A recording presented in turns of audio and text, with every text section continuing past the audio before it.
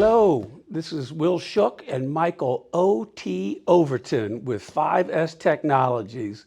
Today, we're going to have a little fun with all the sports going on.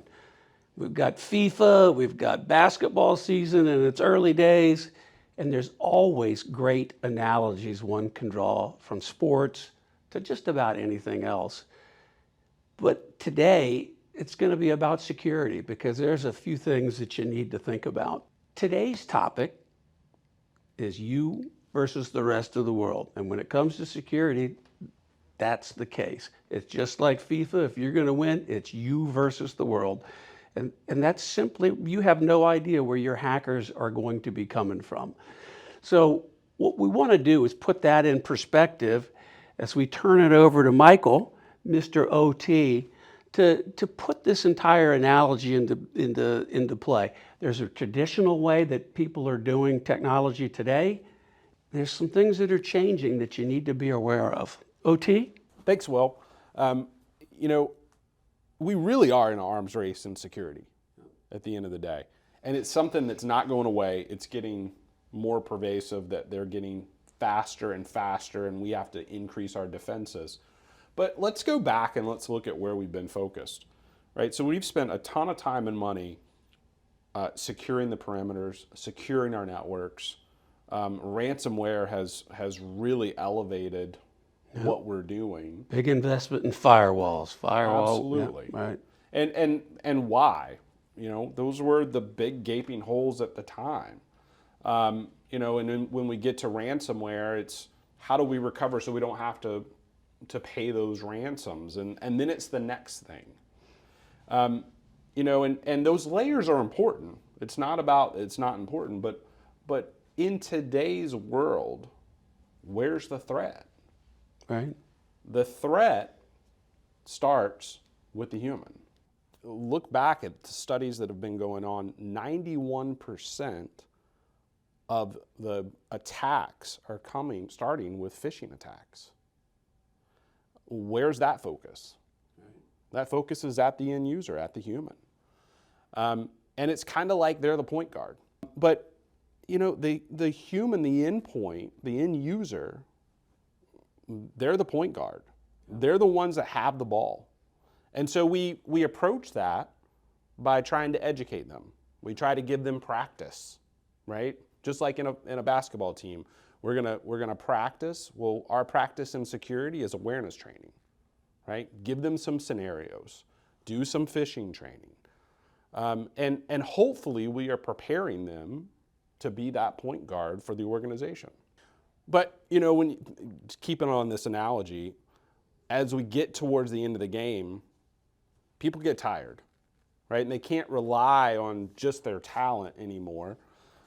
Now they're really having to surround themselves, and we start thinking about controls. In the analogy, it's what's the coach instilling in the team? It's the principles.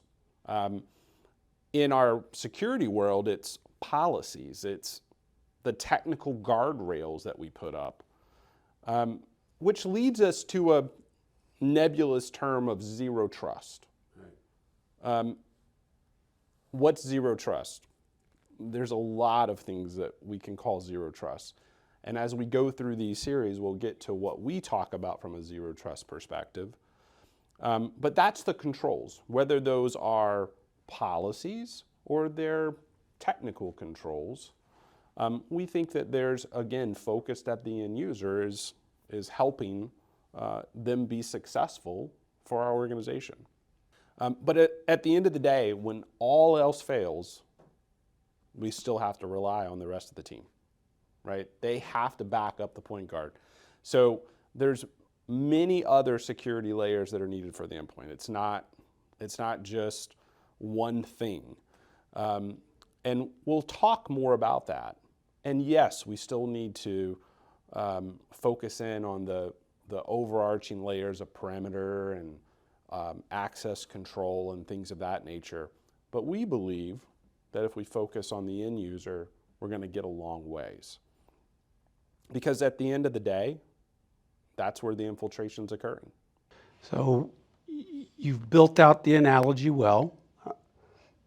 but there are implications, right, for our audience, for the mid-tier IT group.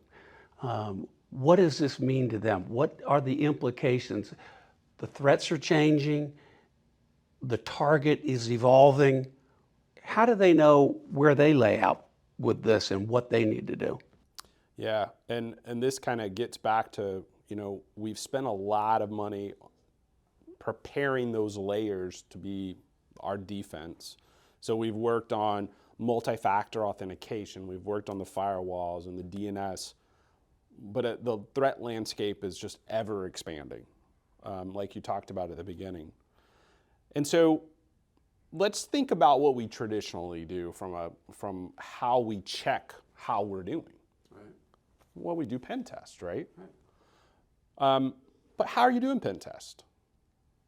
Typical pen tests are checking those perimeter layers, vulnerability scans, things of that nature.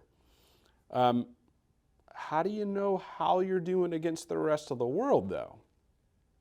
Right? How do you know how that end user is doing? And so we believe that you got to start there. And that's our next topic of conversation as we go forward. Yeah, so I think we really can explore that in some pretty unique and very thorough ways that are available to you these days. Follow on topics after next week's topic. We're going to make sense of this alphabet soup that we all see in tools.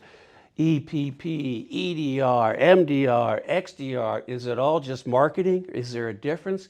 Is there a spot you need to be to protect you from the rest of the world? See you next time.